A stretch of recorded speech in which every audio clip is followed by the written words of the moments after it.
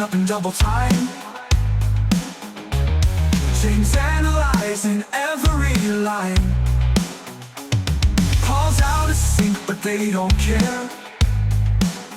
Three minds tangled, but they're always there. Surprise, motherfucker. And welcome to Seismic Cinema. I'm James. I put an essay on it. Paul was watched it in the wrong order. And Colin. I've usually not seen it. Now, it has been a while, mate, since we've gone to the hot seat and recorded. So, how are you, buddy? Yeah, I almost forgot my intro line there. It's been that long. I can see the wheels turning in your head. Going, I was trying to remember which one of the three people I was. I'm still trying to recover from 4 beatings at FIFA last night as well. Aye. A wee bit of background on that. So, Colin and I decided to have a wee game of FIFA last night, and not gloating, but certainly we played 4 games, and I ran out convincing winners. Well, maybe one game was a wee bit tighter than we thought. I'd say 2, but it was a good laugh anyway, mate. Early days. I should do it again soon. Aye. We hope to try and get some kind of activity and stream it and things and generate a wee bit of interest and a wee bit of a laugh at the same time. Anyway, man. So, first of all, I think it's I want to kind of apologise to the Seismic supporters because we have not really put anything out recently. Just life's got in the way really with work and stuff like that. So, hope you do accept our apologies on that regard. We will start to kind of churn them out as we lead up to the festive period and pick our Christmas films and stuff, and hopefully you're sticking with us and all that stuff. It's funny, we've been gaining more subscribers since we paused putting episodes out than when we were putting them out. That's true. So housekeeping now then. So you can follow us on Twitter, Instagram, Threads, TikTok, Blue Sky, Facebook, both the main page and community group. You can watch and listen to us on YouTube, Spotify for Creators, Good Pods, and just anywhere that's got your podcasting needs.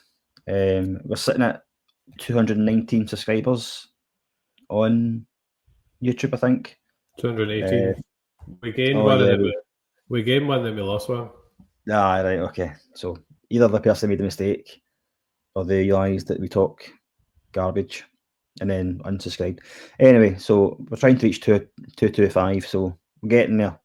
We've got another few more to go, so if you wouldn't mind smashing that like button, subscribing, all that kind of good stuff, then that would be fantastic. It does help the pod and get us to hopefully where we can be in the future. We're also part of the Podpack Collective, a group of indie podcasters. In the wee group, Podpack Collective, you might find something that tickles your fancy there. So go to Twitter and give them a wee like, subscribe, and listen to stuff that might interest you. And a shout out to Let's Script, friends of the podcast. Their latest episode was on Happy Gilmore. So I think I always say this when I get to this point, but I'm about a quarter of the way through it. So it was a good wee listen so far. And you just watched Happy Gilmore recently, mate. So you might actually. Well, that's. I was just going to say that's one I can watch because I've seen the movie. Aye, you did a wee YouTube short on that. Yeah, a while back there. I'm just going to click on it now to remind me. So there we go. That's the setup. All right, so give What's the Script a wee follow and subscribe to the YouTube and that. They're funny guys into the bargain day, so get on that. A wee bit of background about our latest episodes. So the last episode that we did was, by the time this comes out, it'll be USS Callister Into Infinity. It was the last episode of the Black Mirror's new season. Before that, we did The Exorcist, which was our kind of Halloween special. and before that again, I can't even remember. Fight Club or something. I just don't know. It's been that way. It just shows you how long we've been off the boil with recording and stuff like that. So go back and check them out after you check this out, of course. You're on mute, mate. Full Metal Jacket was the episode or Aye. the movie before that. Full Metal Jacket, so it was. Great movie. Even though you did score it a 5 out of 10. Right, okay. So A movie of two halves. so we're here to listen to season 1 and season 2 of the review of Dexter. This is Colin's first time watching it. But before we get into the meats and bones and all that sort of stuff, Colin, as you're about to drink a bit of tea, what have you been watching? Just try to stay awake.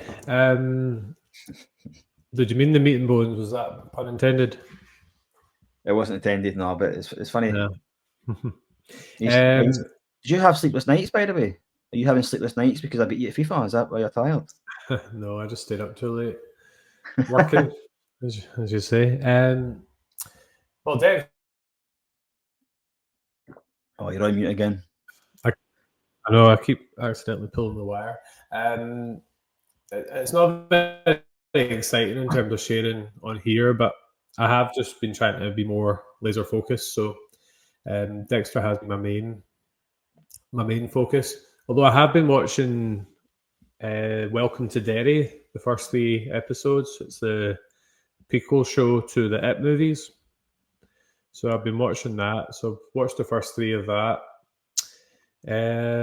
Caught up on a wee Star Wars animated thing. It's like a wee Lego Star Wars thing. It's good fun though. It's just, you know, Lego things are like, they just take the mick out of the plot holes and things like that. So I don't think I've been watching much more. I've been reading quite a few books and stuff as well.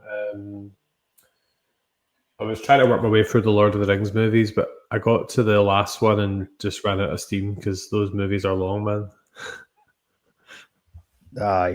They're good, but they're long. It's just like trying to squeeze it in when you're at work and stuff. Aye, it's a mission, mate, trying to get through them all. Then you get the Hobbit and tap that as well after it, you know what I mean? What about you? I went through a binge of watching Transformers, mate. So I stuck on Transformers 1, 2 and 3, which is, for me, Transformers was the films, do you know what I mean? So I hadn't seen the new ones, the ones with Mark Wahlberg. I turned it on yesterday, and I just couldn't get into it. I don't know if it's because I was focused and I had to do work stuff and all that sort of stuff. I was really paying attention to it, and I didn't get captured by it. So I'm going to give it another shot, mate, to be honest with you. But Transformers 1, 2 and 3, obviously were good films back in the day, do you know what I mean? What's his name? Shia LaBeouf and Megan Fox and that. So aye. So I'm getting through them. What else did I put on? I think that's about it, mate, to be honest with you.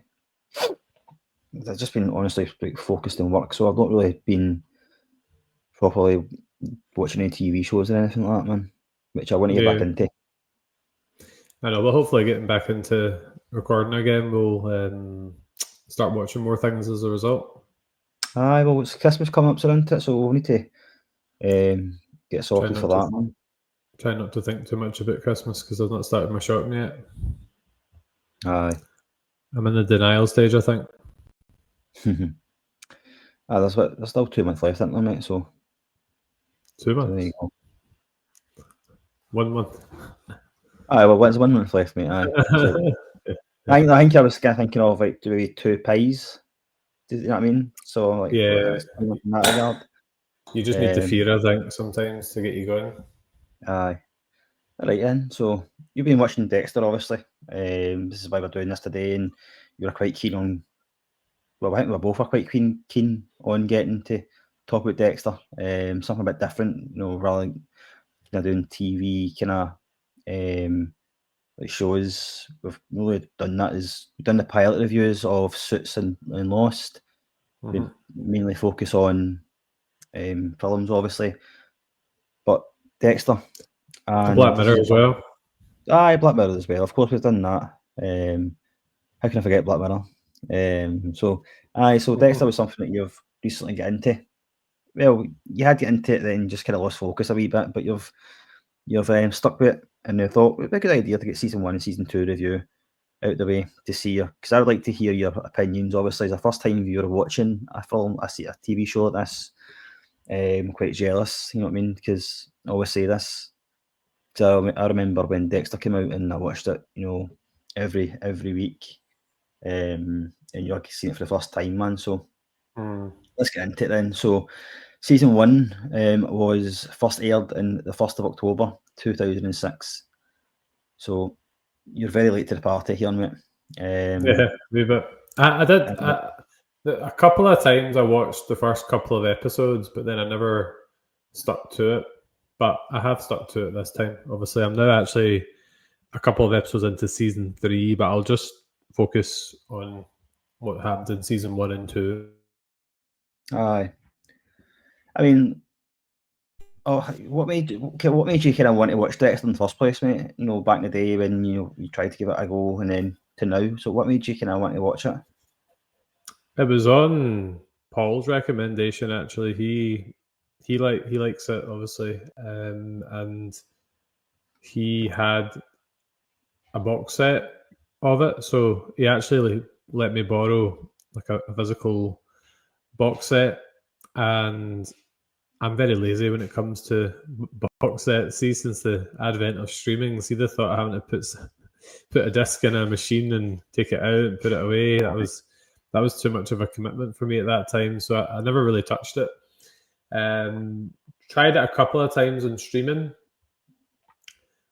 but I probably just didn't give it long enough to really see what I thought of it. And it's quite a hard one to initially get into, just with the topic matter. And there's obviously a lot of blood and bodies in the early episodes, well, all the episodes, but you do become a wee bit desensitized to it as you go on. You got there in the end. Aye, I mean, I don't know. I think I would disagree with you a wee bit, because we all have our own opinions and things. Do you know what I mean? And we all have our own kind of things that we like and dislike. But for me, I was really captured after the first episode, man. You know what I mean? It was that kind of I wanted to see more type thing.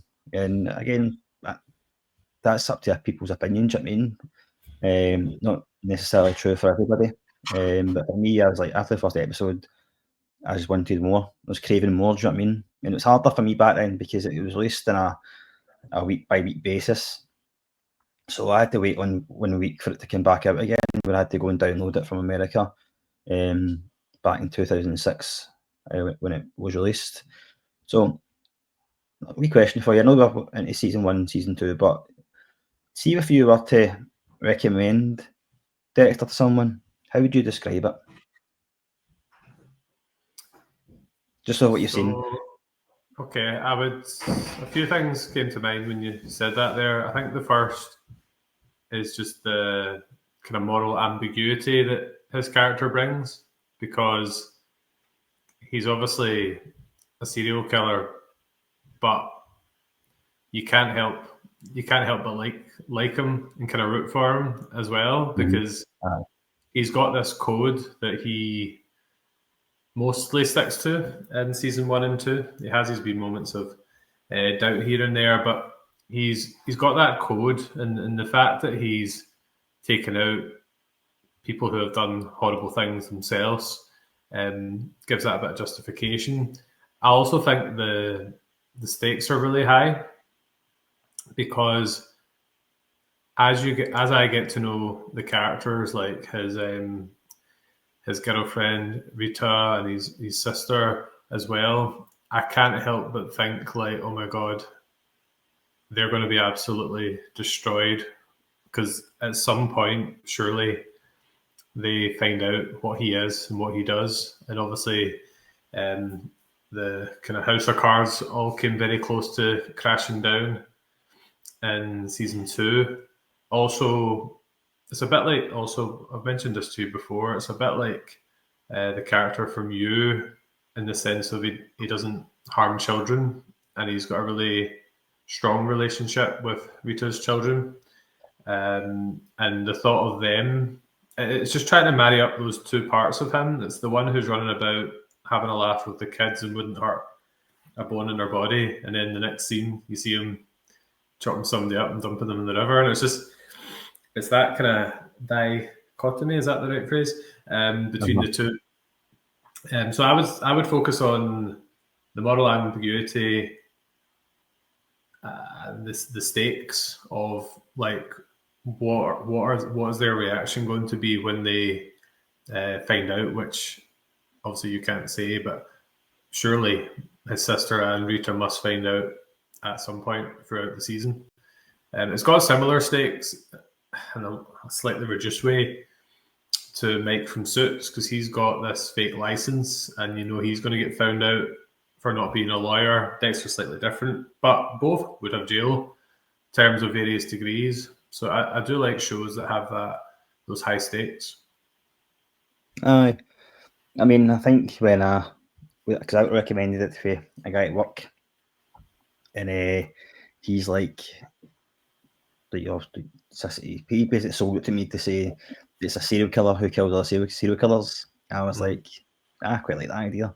Without actually going into I suppose they're not all serial killers, but I know, but I mean, he's after bad people. You know what I mean? So, they're not all serial killers. You're right, because there's a kind of a few things in between the kind of main storyline and whatever. But he does go after kind of cold cases, and where the evidence is maybe not as lacking in somewhat, he goes and finds his own.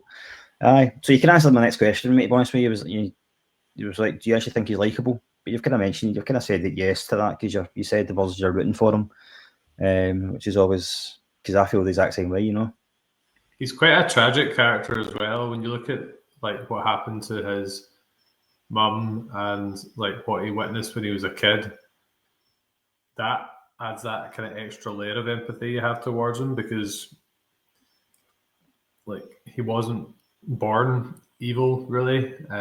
He witnessed something horrific when he was a kid, which then had a massive impact on him. Aye. Okay then. So that was my kind of 3 questions I wanted to ask you before we get into it. And so, season 1, I'm just going to introduce the main cast. So we've got Dexter Morgan, who's played by Michael C. Hall, Deborah Morgan by Jennifer Carpenter, Rita Bennett, Julie Benz, Harry Morgan is played by James Raymer, Angel Batista, David Zayas, James Doakes, Eric King, Maria LaGuerta, Lauren Velez, Vince Masuka, C.S. Lee, and I kind of mentioned to Paul Bennett, who's played by Mark Pellegrino, and you'll know him better from what other show? Lost. Yeah. It took me a while. There was a few episodes where I was like, this guy looks familiar, and then I eventually looked him up and realised who he was. Aye. I've intentionally left someone out just now, and we'll come on to that person later. Okay. I think they know who. So, obviously, every season, you'll have gathered this already now, that every season you have has got a kind of main theme. So the arc of this one was the ice truck killer, right? Yeah. So, and we've got, before I go into the ice truck killer kind of theme and the arc of that story, can you just kind of pick out? Don't have to comment on every one of them, but the main cast. I mean, can you get your first impression? So who's like who stands out to you the most in terms of the main cast? Obviously, other than Dexter. I would say Doakes is probably the initial one, because from episode 1, he's already got this sixth sense about Dexter. Whether he just thinks he's a bit odd or whether he is closer to the actual truth remains to be seen. But I would say he stood out as someone who would go on to be a worthy adversary and someone to watch. Yeah, I like Doakes myself, mate. He's probably my favourite character. He's just the way he goes about his business, you know what I mean? And he's very kind of cynical towards Dexter. his quotes as well, man, is unbelievable. Like his one-liners, like I said one at the start of the episode there. He's just like, you know, gives them the creeps and all that. You give him the creeps, Morgan, or things like that. I mean, he's got a sixth sense. He's just a detective at the end of the day, and he's a damn good cop at that. Do you know what I mean? But it's quite funny. Yeah. Who else, mate?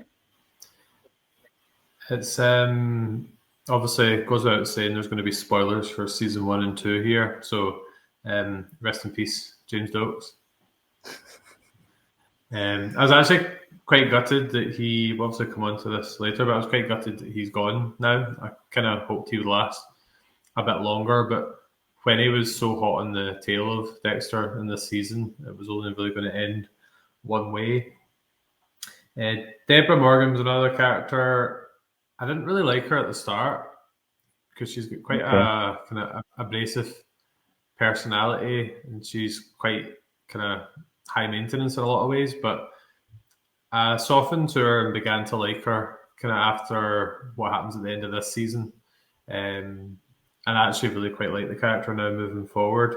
Her dynamic with LaGuerta was certainly interesting. She's quite a complex character because I was starting to warm to her until that revelation came out that she was having an affair to essentially get her promotion back. Like, I thought she was actually starting to show a bit of like humanity towards her new boss, but it was all kind of self-serving. But you do feel sympathy for her because of her relationship with Doakes and the fact that she's lost a friend and is essentially half believing that he was the villain before his death. Yeah. I mean, I said, I'm going to go through them all, man. So it's interesting you picked those. Well, I'm glad you picked Doakes. Interesting you picked LaGuerta. Sorry, we didn't pick obviously Deborah, but you mentioned LaGuerta. Angel I picked as my screen name because he's just a really likable guy. Aye. Such a genuine guy, and when he gets certain accusations against him in season 2, I'm glad that was quite quickly sorted out because he didn't deserve that, but it worked out for him, and he's got his promotion for season 3. Aye. So, you said you didn't like Deborah at the start because you know she's quite abrasive and all that sort of stuff. And get it, she's quite the opposite of Dexter in many ways. Do you know what I mean? Where Dexter's very introverted. And we've got Deborah, who's the opposite, extroverted. Do you know what I mean? Who's just kind of looking for attention. I quite like Deborah. I think she's very full mouthed and kind of tells it how it is. Do you know what I mean? And no afraid to kind of wear a heart on her sleeve type of thing. How did you find the dynamic between Dexter and Deborah in season 1? Like their kind of relationship and how it built and how he looks after her and stuff like that? It's clear he does obviously care for her. I think they're as close as siblings can be, considering how kind of unfeeling Dexter is towards people. But I think, to be honest, I don't believe half of what Dexter thinks and says because he always goes on about how he doesn't have any of like the emotions of a normal human, but he definitely cares about Deborah and Rita and the kids. Like, I find him very delusional in that sense, but I think that's part of it. I think he's trying to figure out who he is, but I don't think we can deny that he does care a lot for them, and if anything happened to them, he'd be pretty gutted. Do you think? Would you class him as unreliable then, in terms of what he's telling you and what he's doing? Like an unreliable narrator, yeah. So yeah, I think he wants to be. Maybe it's just what he needs to tell himself to be able to do the things he does. But I think his actions and his reactions say a lot more than that. In terms of their relationship, you can see how the relationship with the dad's influenced them because Dexter got a special interest shown in him and all this training, whereas Deborah was kind of shunted to this. Your microphone's gone. Yeah. So Deborah's kind of shunted to the side because of that relationship, but she doesn't obviously understand the full scope of why that is. So I think she's a bit resentful to Dexter in certain ways because she views him as like the golden child who, because anytime people at work or people in her personal life like start hanging out with Dexter, she gets really jealous. Because they take a instant liking to him. Do you know what I mean? It's just he's obviously that's like you say, it's kind of PTSD for back in childhood. Do you know what I mean? Where Dexter was brought in and Harry, his father was kind of, seen what he needed and to kind of guide him into the correct path.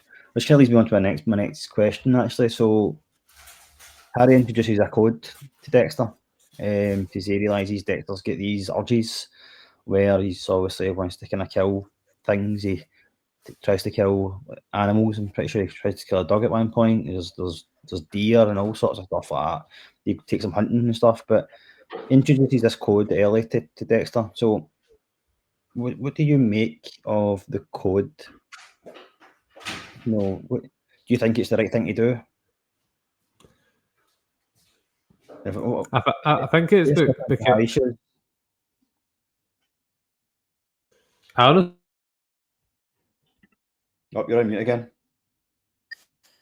No, I'm generally not even touching it. I don't actually know what it is. Sometimes I do touch it, but I didn't on that occasion. I think it's became a wee bit of a self-fulfilling prophecy in a lot of ways. Like Dexter was a young boy doing these things, but there are other ways they could have went about it. Like he could have gotten like some help at that age. Like my son is doing this to animals.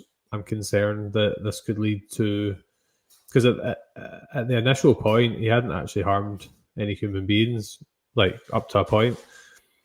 It makes you wonder whether Harry could have went about it a different way. Like he kind of consigned Dexter to this life of being a serial killer when maybe it didn't have to be that way.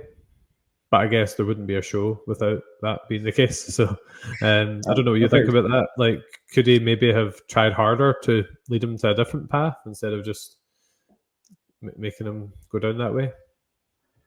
Well, you don't know. People have got, I wouldn't imagine, I would say 99% of the people would be looking for professional help, you know what I mean? But I don't know the frame of mind Dexter was in going down that road. You've obviously seen the flashbacks with Dexter and Harry and things and how mentally, not mentally unstable, maybe it's the wrong word to use, but he was obviously unhinged at that point, and I think if he didn't do it this way, then it would have led to something more catastrophic. Whereas if he did it with animals and hunting and all that sort of stuff, then at least it's a control. It's that release of Whereas if he got him help, then that's no helping his urges. That's somebody talking at them, and how do you know how he's going to react with a therapist or something? So I think he's just trying to control it in a different way. Whereas going to a therapist wouldn't have controlled it. It would have just made it even maybe worse. Do you know what I mean? The urge would have been greater and all that sort of stuff. So bringing it into the animals, that the code and getting that release that way, I think Harry was able to control it a bit better, and he would be able to control it, Harry and Dexter, because Harry would oversee it.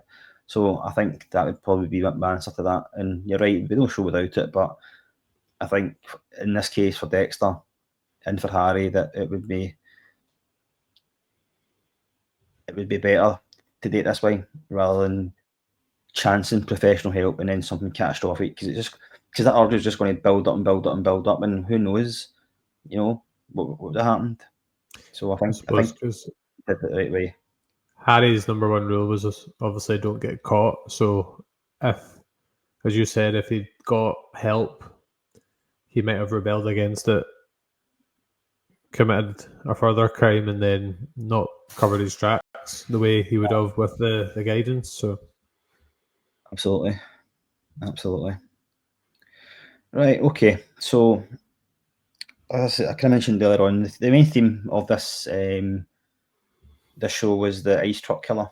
It became very kind of personal because of who the ice truck killer who the ice truck killer actually was. How do you feel that the show in general kind of dealt with that mystery? Then were you hooked by it and things? Yeah, I thought it was interesting. It was obviously somebody that knew him because obviously they were dropping the kind of breadcrumbs, weren't they, of his past, like locations and linking to the photographs and leaving the wee trophies in his apartment and things like that. I still was quite shocked and wasn't expecting him to have a brother though, because in all the flashbacks you'd seen, there was never really any hint of a brother until he just kind of suppressed those memories. But I was quite taken aback by that, and it's not long after the resolution that he ultimately kills the brother. So he has a wee bit of a spillover into season 2 because Dexter's struggling a lot with his identity, and at the start of season 2 he's struggling to actually like commit his murders and things like that. So yeah, it was quite a surprise. It was obviously someone connected to him, but I didn't expect it to be a brother. Um, I didn't call that he was the brother, but it was quite obvious from quite early on that he was the ice truck killer. As soon as you found out he was like plastic surgeon for people with prosthetics and things like that, it was obviously quite obvious that he was the bad guy. That wasn't released until maybe the second last episode, I think, though. Do you know what I mean? So I think because he was getting close to Deb at that point. Do you know what I mean? He was kind of flirting with her and taking her out and all that sort of stuff. So I I think know, he kind of but I did have suspicions about him quite early on because it was like, why are we focusing so much on? See if it was going to be like a happy relationship between the two of them. It's a bit boring. So there was obviously something that was going to go wrong, and that was another thing that, in terms of, we talked about the stakes earlier. The moment where she finds out kind of what he really is, and when Dexter finds out who he really is, was a big moment as well. aye. Remind me. Well, before I go into that, actually, so I didn't actually say this, but the Brian Moser or Woody Cooper, as you'll know him as well as the ice truck killer, who's played by Christian Camargo, and yeah, he is the ice truck killer. He's who was Dexter's brother. He's actual, full brother. Not related to Deborah or Harry. Remind me, when was the reveal? Was it the reveal when, I'm just trying to think now, was it the ad he puts on about Barbie and Ken? Because that's obviously, that links to the wee trophies. So he finds out, so as an audience, we find out that Rudy, the doctor, is actually the ice truck killer, don't we? So I think he responds to an ad that Dexter leaves online. Is that right? So Well, Dexter obviously finds out before Deborah because he's in the station and then he's trying to track her down because I think Rudy was taking her away for a weekend on the boat. aye. So he's trying to get to her, and Deborah doesn't actually find out until he starts attacking her, essentially. But I think they found out from memory it was about, there was like someone, like a street worker who had a prosthetic. Aye, And then that's right. there was like a connection between them and Rudy because he was the one who provided the Prosthetics. Because she got attacked, didn't she? But then she escaped. Aye, something Memory like serves me right. Yeah. I didn't actually end up watching any recaps in the end, by the way, because I remember I watched a recap during season 1 or maybe the end of season 1.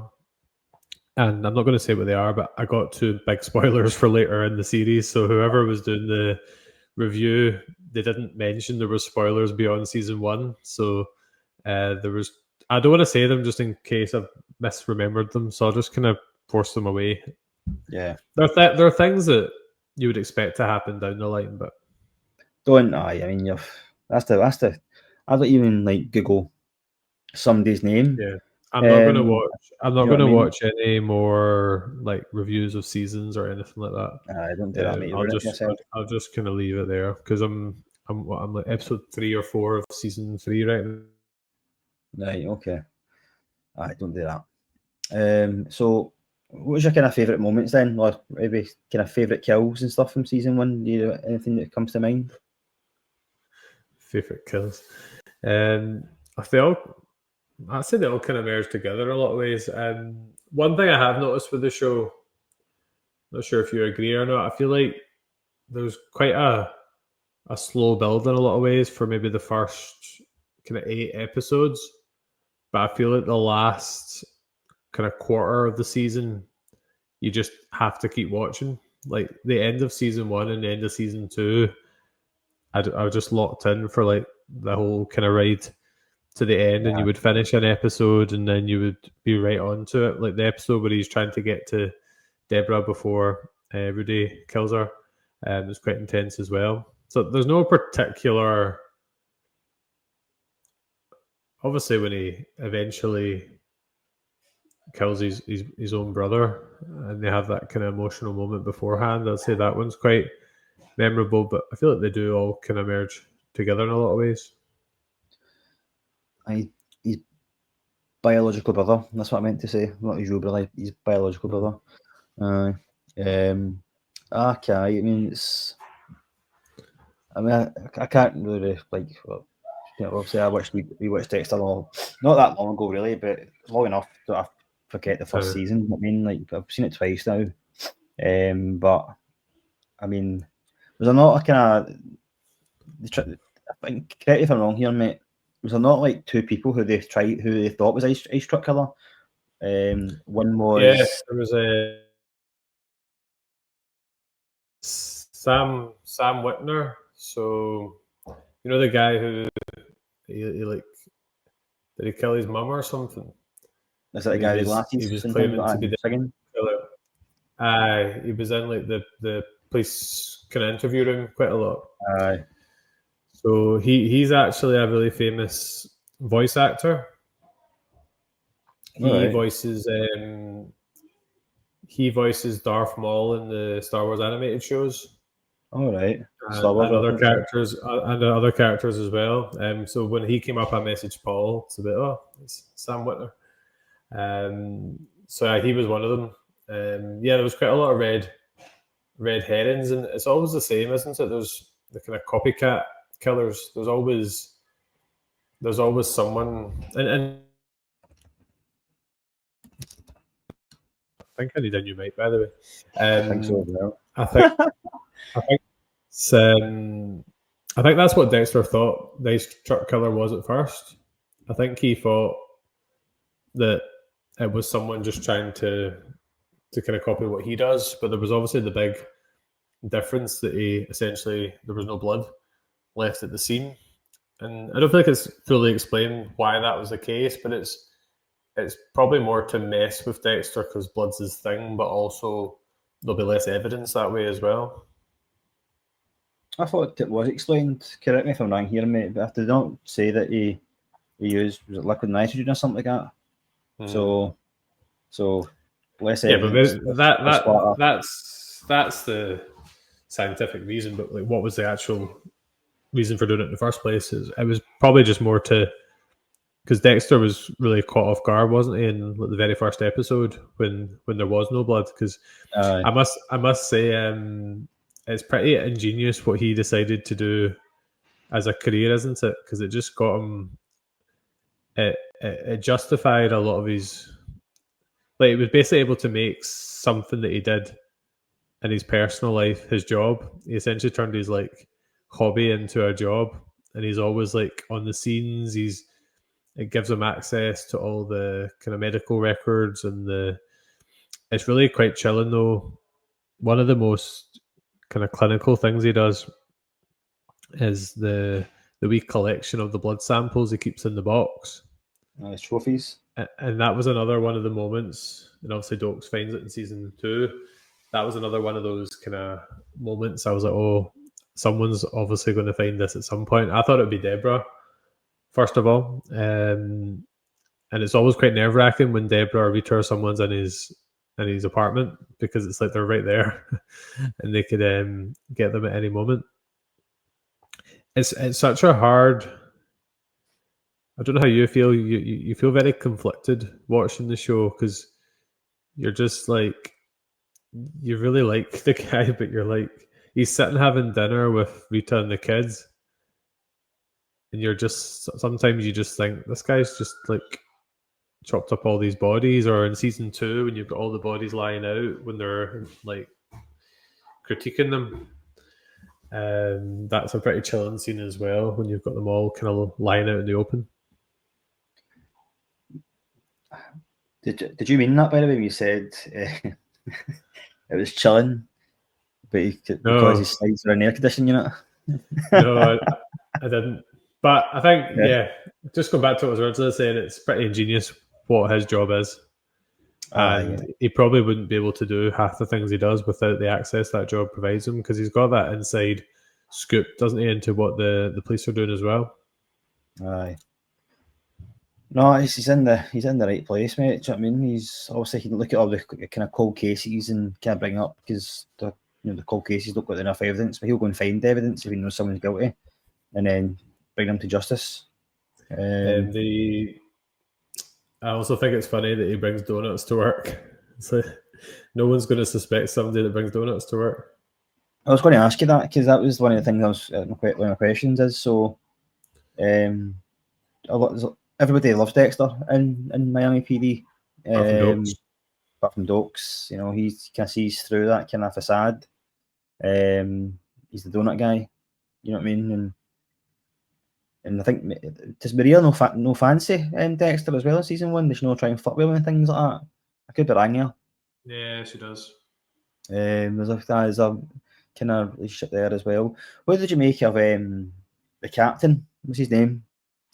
I think he's on my list, but he's James somebody. No, that's James Doakes. Do you mean LeWerta's boss? Aye. He obviously knew Harry. Mm-hmm. He's quite kind of cold in that he's not afraid to just fire people, take them off the case, and he doesn't seem that keen on LaGuerta either. Because he realises LaGuerta's is it for kind of political game more than anything. Do you know what I mean? And I would say that the captain, whose name's escaped me, I'm going to go and find it. He's old school. You know what I mean? He's definitely old school. Mm-hmm. And just wants stuff done. But at the same time, he does kind of play people off one another quite a lot of time as well. You know what I mean? He always tries to look for Tom Matthews. His name is Captain Matthews. Always tries to kind of get one over. So if he can get one over LaGuerta, he will. You know what I mean? So I don't have an opinion of him, to be fair. I think he sometimes can be a bit of an ass, but I think he does have a soft spot for Deborah and Dexter because of Harry. And you kind of want to like him because of that, I think. Yeah, because there's a flashback, isn't there, where he comes to the house to tell Harry that someone got off with a crime. One of the infamous flashback scenes with the random haircuts. Aye.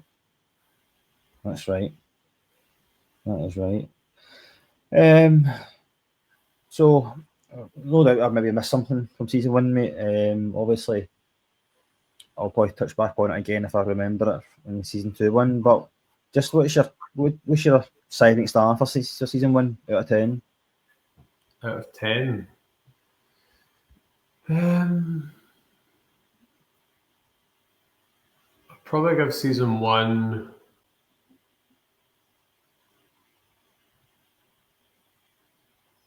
maybe like a 7.5. Okay. But this is comparatively, because to provide spoilers, I found season 2 a lot more interesting from the get-go, but I think that's also because you know the characters better, and I feel like I got a lot more invested in the character and the show in the second half of the first season, particularly the last kind of 3 episodes. So when I Aye. moved on to season 2, I was kind of riding the wave of the end of season 1. Yeah. I I think also think the plot. I think the plot's more interesting for season 2 because of the stakes involved for Dexter. yeah, no, you're right, mate. I think obviously, well, I would give it mine probably an 8.5 ice shot colour season 1. I think it was a perfect blend of kind of introducing characters that kind of especially his dad and all his father, so like building him into it. You know, you kind of how his character came about and his past and future, well, his past and present relationships. So I'm going to get 8.5, mate. I think again, the ice truck colour really being I can't remember how I felt at the time, mate. But it was more of a surprise probably that he was his brother, because like you said, it was no kind of indication that he was in the container as well. And he's obviously a bit resentful as well because Harry took Dexter and left Brian there because he was obviously older and Dexter was younger at the time and things. And that scene, I think, is heartbreaking, mate. When you see them just in that container with the blood and all that sort of stuff and crying and all that, it is quite heartbreaking that they had to endure that. Dexter didn't remember that until he went, because I think Rudy orchestrated it, so he went to like a hotel room that the wall, like it was absolutely like That's right. caked in blood, and that's what brought back the memories. That's right. I couldn't forget that one. Probably why we didn't know Rudy, because Dexter didn't probably remember him up to that point. Well, that scene in the hotel room, mate, is obviously set in a panic attack, man. Like, that's just unlocked a memory for him that he's seen a room in that state that just reminds him of that container. I forgot all about that, mate. Jeez, that was a good season, mate. 8.5 for me. Quite happy with it, and couldn't wait for the second season. So the second season, then you've obviously that's a bit more fresher in your head. So the second season is all about the theme of this one is the Bay Harbour Butcher. It was aired on the 30th of September 2007, rather 2007. It features all the cast and one cast member who you didn't mention, mate. I'm surprised because I like him as well. Was Masuka. I thought he was funny. He's just comic relief, isn't he? He doesn't really add much to the plot at this stage, but he is quite funny. But yeah, I don't know why he's not had any formal complaints against him. He's well, that's it. He's people know what we're getting from him. Do you know what I mean? He's innuendos and all sorts. It is funny. But we've got new characters in it. So we've got Lila West, who's played by Jamie Murray. We've got Frank Lundy, Special Agent Frank Lundy, who's played by Keith Carradine. Gail, who's Rita's mother, who's played by Jo Beth Williams. And I must say, I can't remember this person, mate, and I'm hoping you can flag my memory, is Gabrielle, who's apparently played by Dagmara Dominchik. I can't remember who that character is, mate. So I'm trying to remember who that was as well. Yeah, I don't remember. Anyway, so as I say, season 2 focus on the Bay Harbour Butcher. And I would say you kind of touched on it, mate. The stakes were raised pretty high, mate. Kind of for the get go, you get the bodies found in the harbour because that's where Dexter dumps all his victims. Obviously, all chopped up in bags. What was your take of it then, mate? Because obviously it's a wee bit kind of in your face, a little bit faster, and writing about it. We're in amongst this is where Dexter's on the run here. He could be in trouble with a junket. Just before I answer that question, while it's fresh in my mind, we haven't really talked much about Dexter and Rita, and also the relationship between Rita and Paul. So I think that's Aye. Well, that's something. Not right now, but I just think that because there was a whole bit with just a very quick version. There was the whole bit where we'll just he talk was about it now. attacking. He was attacking. Well, he's obviously got a history of abuse and drug abuse. He was in jail, etc. But he's starting to come back into their lives. But when he starts to like become like, I kept thinking Dexter's definitely going to kill Paul. Like I had that kind of telegraphed to happen, but obviously didn't happen in that way. He just kind of framed him as in he was still taking drugs to get him back in jail, and then he ends up getting killed in the jail, which wasn't the way I thought it was going to go. I don't know about you. I don't know if you thought that Paul was going to be the one that was going to be a Dexter victim.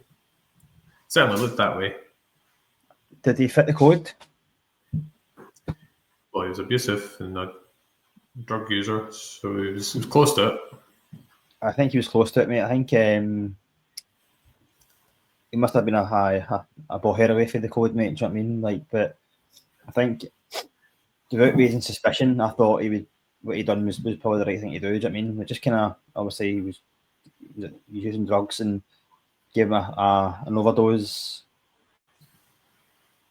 But Paul did kind of put pieces together about the shoes and all that sort of stuff, and it made Rita question a few things, didn't it? If I can remember right. Paul does trying to intimidate Dexter to no avail. Obviously, he just stands and looks at him. But he does end up obviously dying in the jail, and that was probably the best outcome for everybody. Not that's obviously I'm not condoning obviously somebody dying, obviously, but in terms of that situation they found themselves in, because who's the boy's name again? The kid, Cody? Is it Astor? Cody Astor's the girl, yeah, and Cody. Yeah. So the boy Cody. So he's obviously still young enough to try and like his dad's like the best person and that sort of stuff, and doesn't see any badness in him. And when Paul comes out the nick, he's trying to convince everybody that he's a changed man, but again, he's abiding by the rules and stuff like that. But I think you can tell that he was still abusive, you know what I mean, and he was still trying to kind of gaslight people and all that sort of stuff. Do you know what I mean? He was just a bad egg, Paul, and I think obviously Dexter done what he done. He had to do that, and it wasn't Dexter's fault that he died in the jail. Do you know what I mean? He didn't plan that to happen. I think it was maybe for a viewer point of view, we probably wanted Dexter to do it, but I think it was good that they didn't. Because he would have strayed for the code a wee bit there, and I mean, there's hints that he plays fast and loose with the code. You know what I mean? But I just don't think this was the right time to do it. And also, I think the kids, more so Cody, still cared for him, and Rita maybe did a tiny bit. I think maybe that's another reason why he didn't do it. Aye. And in that sense, but it's kind of Rita's first peek behind the curtain at what Dexter could be. The fact that he orchestrated that, and it's what leads to his kind of cover story of being a drug addict in season 2. That's right. So into season 2 then, I wanted to ask you, what did you feel about the story, the changing direction a wee bit, rather than focusing on somebody else? It's focusing on him and how he's going to get out of that. What did you make of that? I must admit, I loved it, because I love when shows get to that point where it's so precarious for the main character and the stakes are raised. Although I didn't think something like this would happen so early on. I thought this would be maybe more like a season 5 or 6, like kind of further down the line.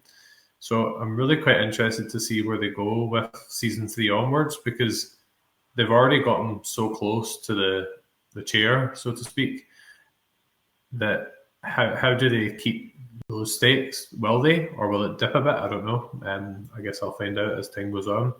You will. But I did like the premise, because it also leads to him having that kind of, like the media are calling it the Bay Harbor Butcher, whereas he comes up with his own title, isn't it? The Dark Defender. So Dark Passenger. What's that? The Dark Passenger. You sure? Is there Positive not on an it, episode called The Dark Defender? it's the Dark Passenger, buddy. I don't know if I'm really confident it's The Dark Defender because I remember him saying it. What's your bet on it? Dark Nothing, Defender. but I really do want to check it. What's I don't that? remember being dark. I don't remember being I'm sure Dark there's an Defender. episode called. I'm sure there's an episode called The Dark Defender. There might be, but he called himself the Dark Passenger.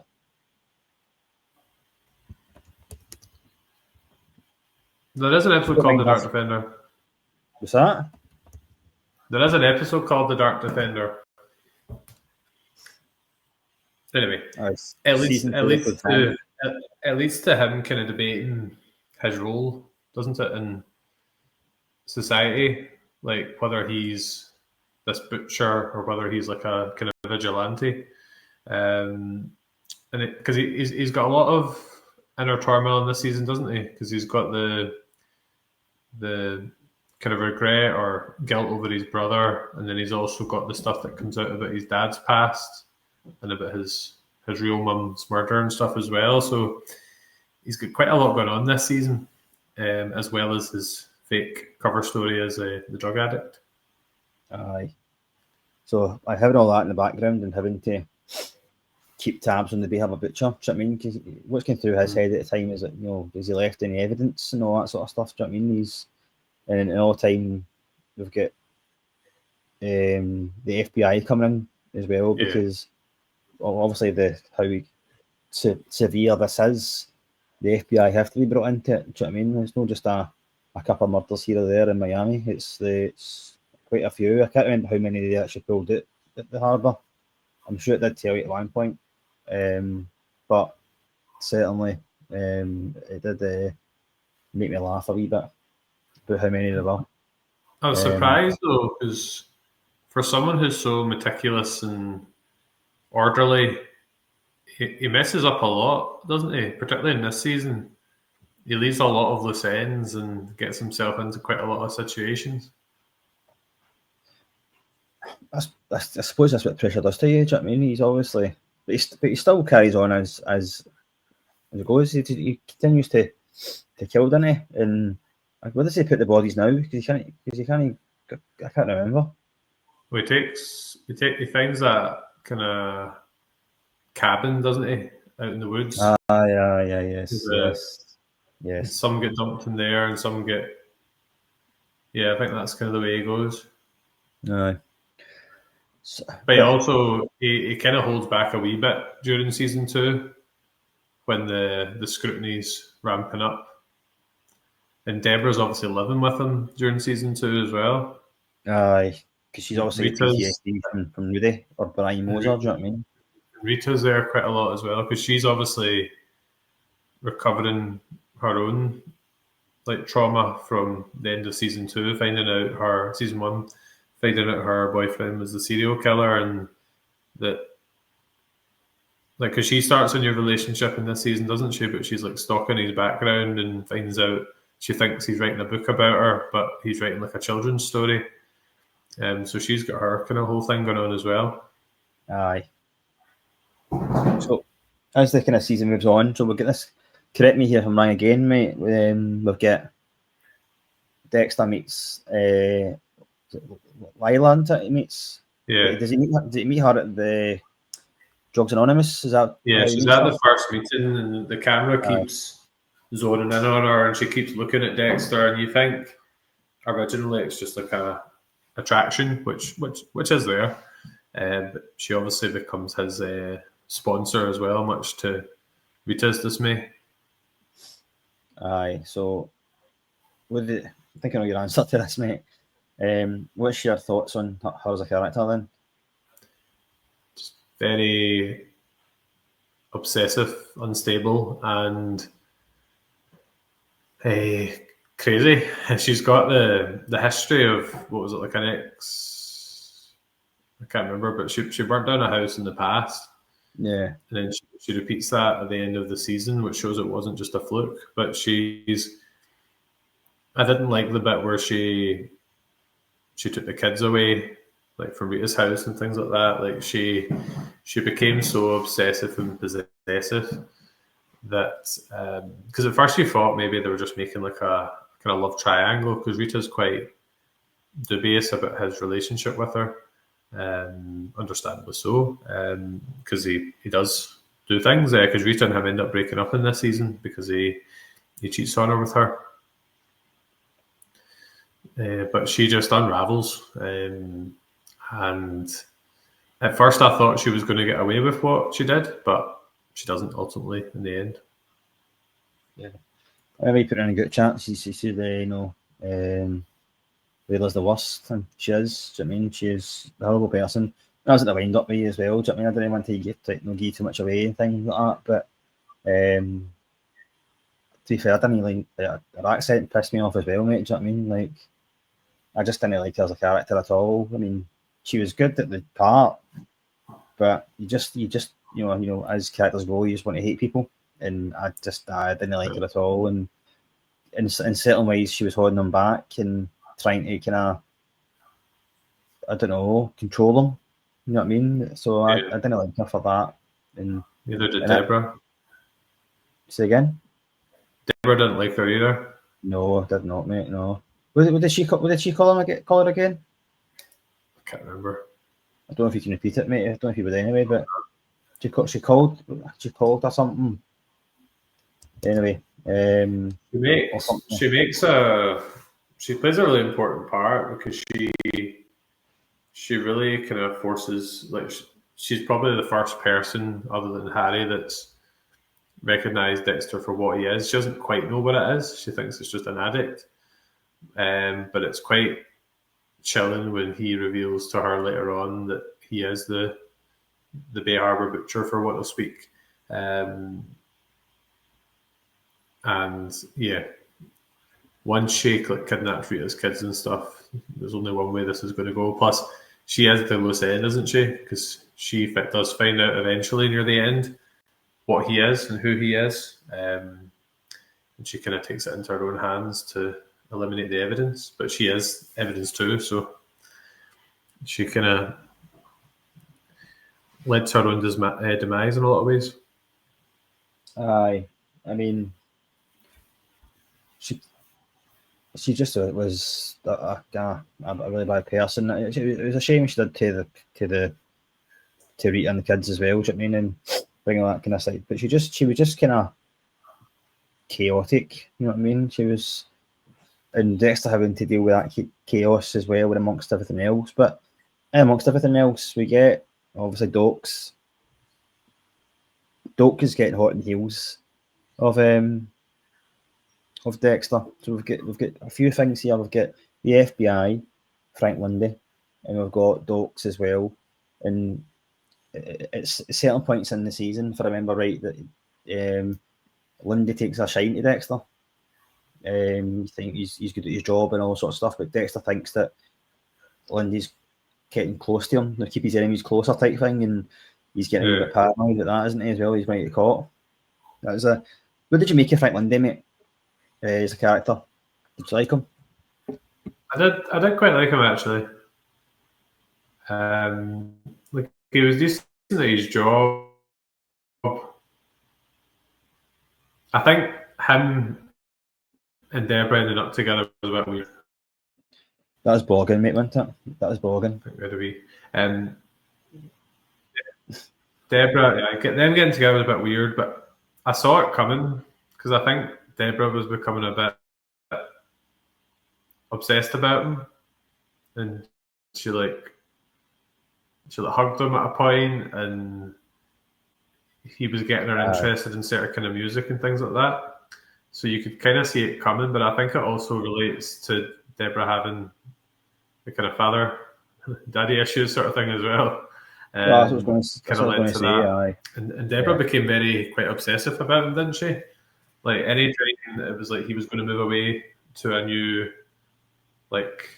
case, she was planning on moving in together. And I don't think he was. I think the age gap was maybe a wee bit questionable, but I don't think he was a bad person as such. I thought he was quite a decent guy overall. No, I didn't mind him at all. I liked him. Like you said, I felt the relationship between Deborah and Frank was a bit odd, strange. But at the same time, I thought maybe Deborah was obviously needing kind of reassurance and stuff like that, going with the ice truck colour.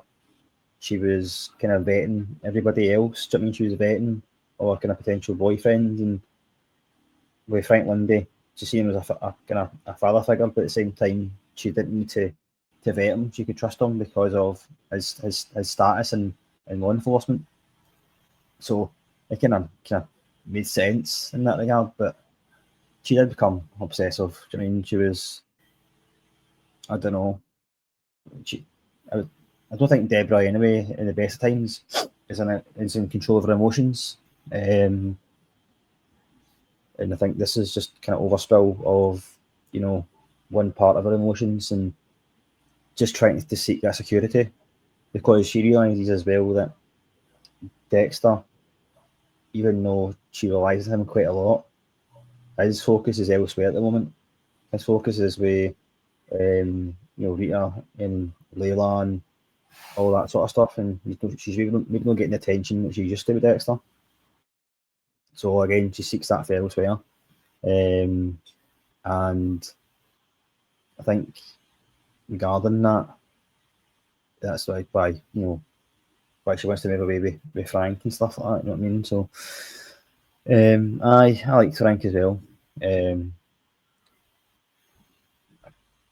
can't remember who else he does in the season. But on to James Doakes now, because I spoke about Frank Lundy. So, okay, man. So, tell me about your opinions of James Doakes during this season. So, obviously, at the very start, he is tailing Dexter from the off, like following him to the bowling. And I have to say that the bowling scenes are quite funny. He's just like, it looks like I'm going to have to go bowling after all, but he actually just goes, and it just like looks like he's actually enjoying it. One thing I just love to say about, I love the tone of the show. I think it strikes that perfect balance between the seriousness and the comedy, because you could go either way. You could go too serious, too comedic, but I think it's really a dark comedy in a lot of ways, isn't it? Just with like Dexter's internal commentary. But it's interesting that Doakes has stepped up because he just got suspicions in season 1, but towards the end of season 1, he obviously suspects that Dexter knows more about the ice truck killer, which obviously is the case. So that Doakes is obviously kind of keeping a close eye on him, breaking into his apartment. There's also the scene where Dexter headbutts Doakes in the kind of blood analysis room. Yeah, that's right. And he manufactures it to look like Doakes attacks him, and that's what leads to Doakes getting suspended. And then Doakes kind of tries to leave the country because he gets hold of the blood samples, and kind of eventually leads to his downfall. It's an interesting one because although he's antagonistic towards the main character, he still comes across as a good guy, albeit he's got some trauma from his time in the kind of armed forces, that kind of thing.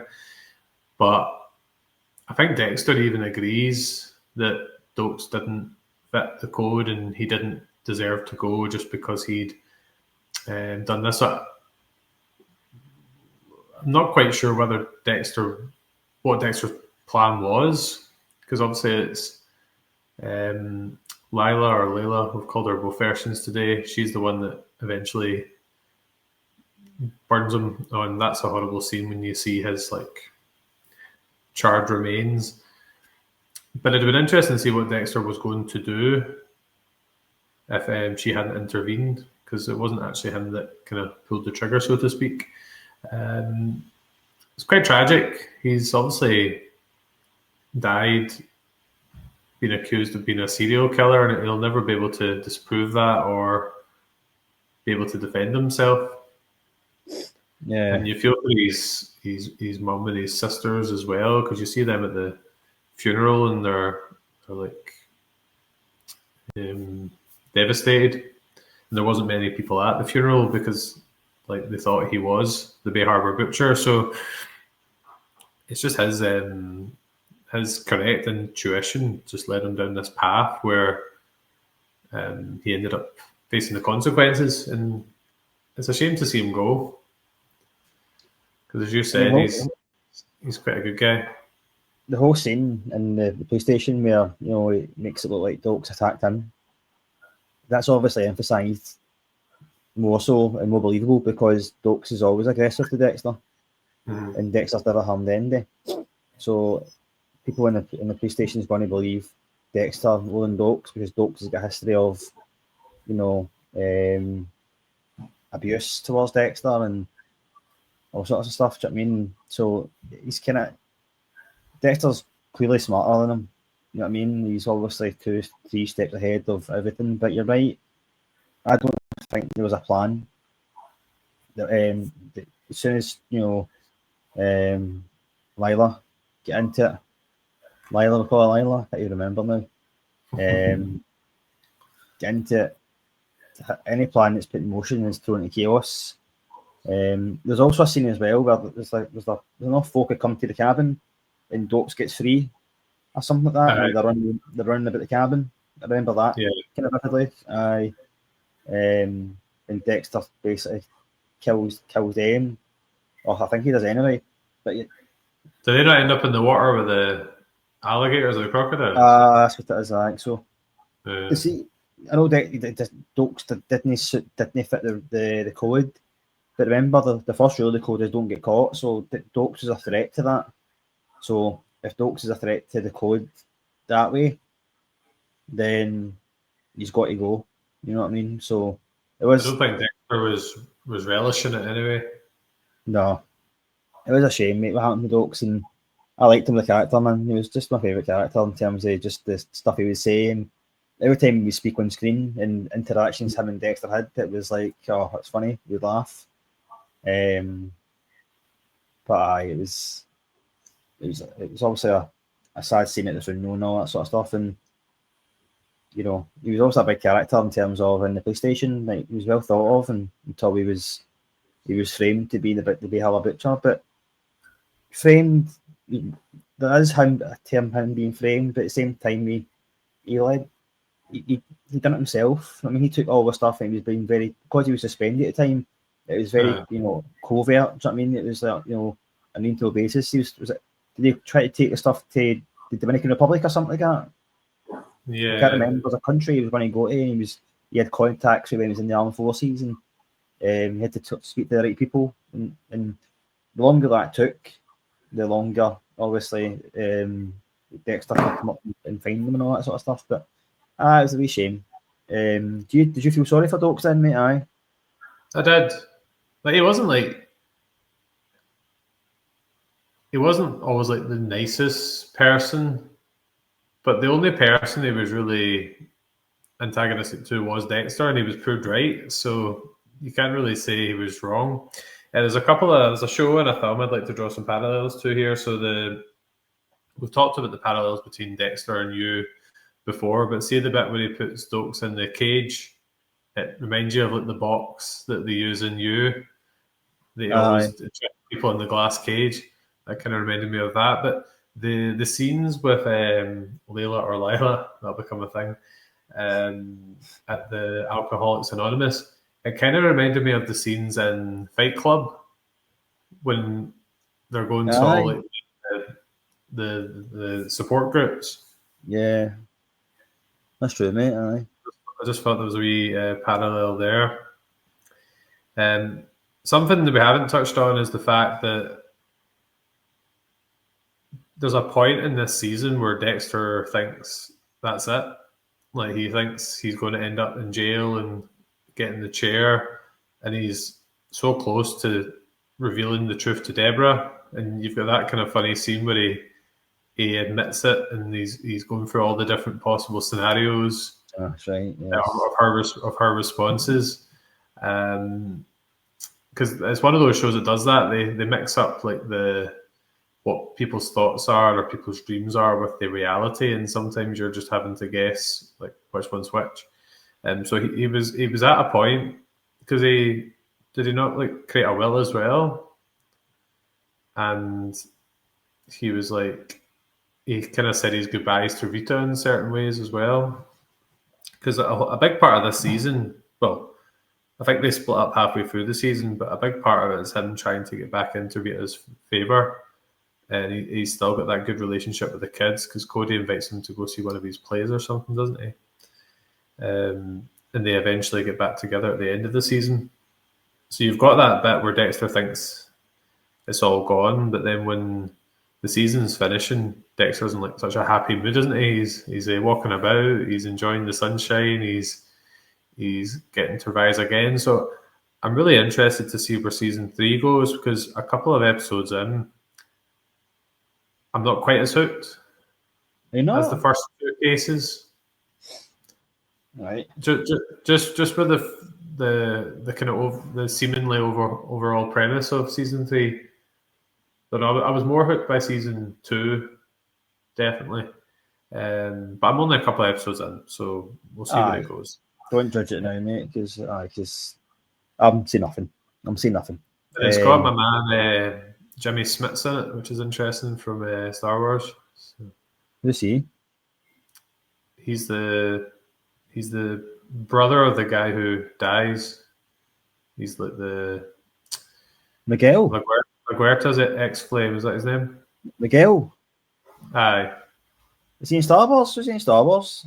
Jimmy Smits is Bail Organa, Princess Leia's foster dad.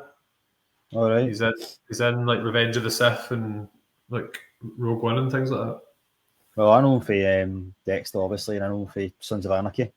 Aye, but he's in a few of the Star Wars shows and films as well. Yeah, isn't it? Is there anything else you want to touch on, mate, in season 2? Did you think you also found the ending obviously satisfying? You enjoyed the ending? You said you were hooked and all that sort of stuff? I thought Lila, I thought she'd gotten away, and then he turns up in Paris. Paris, that's it, aye, right. And takes her out. I'm trying to think if there's anything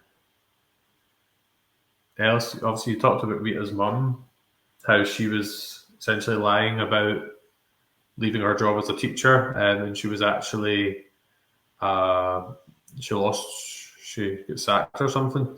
But she's trying to really crack the whip with the kids and get them doing X and Y, but she's been really unsuccessful. But you get that good scene where Rita stands up to her because the mum doesn't approve of the relationship with Dexter because she thinks he's a drug addict as well. Because a big part of the season is him going to the meetings, seeing his sponsor, and because he basically had to tell Rita he was a drug user to explain how he managed to get the stuff to frame Paul. That's right, mate. I forgot I actually touched on Rita's mum, but never kind of commented on it. Just obviously I never watched the recap, but she did play an important bit during those scenes. Aye. What was interesting when you said Rita's the worst, whether that was just a red herring, but I like Rita so far. I think she's pretty fair. I'm at the wind up, mate. I'm just trying to play with your what you're thinking and all that sort of stuff. Yeah. Just trying to think if there's any other. Angel we've not really touched on. Just an all round good guy. Angel's a good guy. I think Dexter cares about him, and I'm glad he didn't end up going down for the false accusations. Let's go back to the main characters quickly. I've touched on them all, haven't we? I'm happy for Yasuka getting published in the Forensics Quarterly or whatever it is. And dare Masuka laugh, mate? No. I'll try it there. Say something funny. I'm going to beat you at FIFA. That's a Peter Griffin. The Family Guy. Yeah. Jeez, oh. But anyway, I like Masuka. He's He's good. Well, there was a whole bit we didn't touch on actually, where Dexter starts to lose his faith in his stepdad, Harry, foster dad, because it turns out he was like involved in the case where Dexter was found, but also that he was having an affair with Dexter's biological mum as well. Laura Moser, isn't it? And there's also the whole bit where Dexter goes to confront, and I think he ultimately kills the guy who killed his mum. That's right. In the bar, was it? In the pub? There's that whole kind of revenge plot as well. Aye. So there's a lot in season 2. I would say season 2 is a lot, maybe not a lot. Well, yeah, I would say it's quite a bit stronger than season 1, in my opinion. I think it was probably just as strong anyway. Do you know what I mean? It was, like you say, the stakes were higher because it involved Dexter and how was he going to get out this? How was he going to get out this situation he's in? But then having to, you know, with the problems with Rita, we've got the drugs, the Layla situation going on there. We've got Doakes as well. So I mean, in the FBI. So his actual state at the moment would have been absolutely just, you know, beyond any sort of kind of normal thinking. So, and as a viewer, we obviously root for Dexter because he is the main character, and we know what he does is essentially getting rid of the bad people in the world. So we kind of root for that, and we want it to happen, in a kind of weird way. So we're constantly on edge. So we are basically Dexter through all this. Do you know what I mean? Obviously, he's doing an action. We're going, Dexter, that's daft. Don't do that, Dexter. You better go and do that. So you're just kind of talking, like, hurry up, do it. But aye. I probably thought it was stronger, mate, just by maybe half a point. So 9 out of 10 I would give it. I give it 10 out of 10 this season. Would you? Yeah. All right, That's fair a big enough. fan of season 2. That's a big jump then, mate. Aye, so you thoroughly enjoyed it. I think the last few episodes of season 1 I really got hooked, I would say, and then season 2 I was all in the whole way, I would say. Aye. Happy days, mate. I've eased off the throttle in season 3 a wee bit because I knew we were doing this, so I didn't want to get like too far ahead. But after today, I'll try and start working my way through season 3 again. Yeah, you can do season 3. Maybe once I do season 4, we could do a wee review of those ones. We could maybe do it every 2 seasons rather than every 1. Aye, I think actually talk about this now, mate. I'm kind of want to go back and watch maybe start from season 3. You know what I mean? I do why it's just. I felt like I've obviously seen it twice already, but having you to kind of recollect a few of the scenes and stuff like that, and makes me remember a few things, but I'd rather me remember it and talk you through it. Do you know what I mean? And there's points maybe I've missed and maybe kills that I've enjoyed. You know what I mean? And things like that. Kills that I enjoyed. But you need to stop saying you enjoyed them. You know what I mean? Well, I didn't do a podcast with him, but one of my friends was. I was when I was watching Lost, I was messaging him daily with my theories and my thoughts and my reactions, and then we watched the last ever episode together at my house, so that was great fun as well. Had you watched the last episode? Why? I had seen it all, but he was just kind of reliving it through me, like you are with us. Aye, it's remarkable. I'm glad I've given it a go though, and I'm enjoying it. I'm interested to see where season 3 goes. But as I said, I think the show really, really ramps up the kind of latter half of the season so far, anyway. Aye, it does, mate. It does. Right, that's us done then. So you give it a 10 out of 10. I've give it a 9. Did I get a 9? I give it a 9 out of 10. So what's next for Sci-Fi Cinema? To be honest, we haven't really fully discussed it yet. We've just been too busy playing FIFA and talking about Dexter, so I think we don't make any big promises live, and we have a wee think. It's a good shout. It's a good shout. We'll keep the supporters in suspense. I love that Dexter's just peeking over the top of our pictures on the screen here. He's watching you, mate. He's What actually. was also quite interesting was that the guy who plays Dexter was engaged or married to the one that plays his sister, Deborah. That's right. I didn't think they were married, and then they break up. They did break up, and they worked together throughout. Do you know what I mean? So, aye. So it was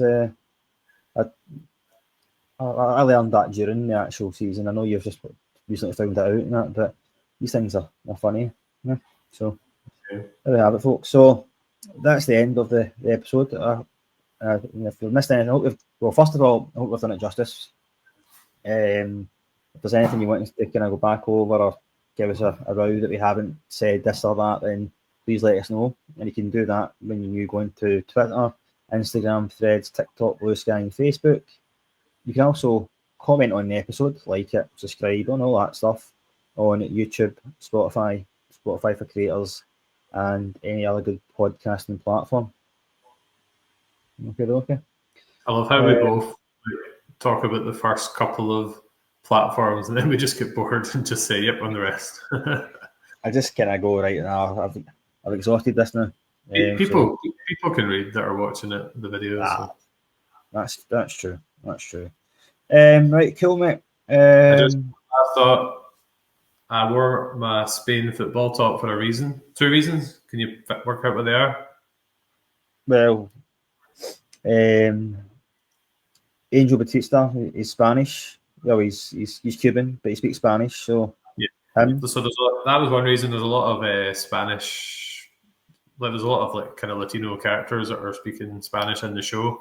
That was reason one. Reason 2. And the other reason would be it's red, and red depicts blood. You got both of them. 2 to 2.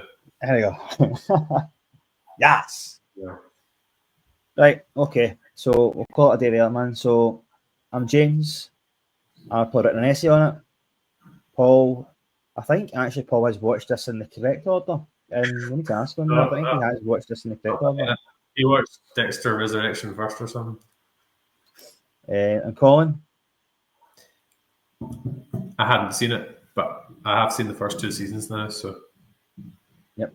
And thanks for listening, folks. Goodbye.